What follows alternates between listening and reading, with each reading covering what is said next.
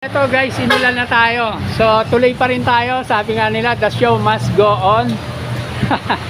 So eto, first time tayong inulan sa vlog natin. So tatapusin natin to guys, no.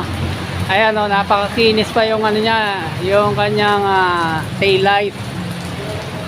Oh, ayan, wala. Kahit nung nakita ko yan ng malapitan guys, wala yung gas-gas. Ayan, naka-stock pa yung tail light niya, signal light, pati yung kanyang fender. Lakas ng ulan na guys. Tapos yung gulong niya sa likod makakapal pa, oh. I think mga 90% to 95% pa yung kapal ng kanyang gulong guys. Tapos yung kanyang gilid din sa fairings, okay, tinisinilip ko na rin siya, goods na goods pa rin. So yun, unahan na kayo guys kung kursunada nyo. Actually ito guys, inform ko lang kayo, may application na po yan, no? Pero kung in case hindi siya ma-approve, ayan, pwede nyo abangan po yung Suzuki Bergman dito sa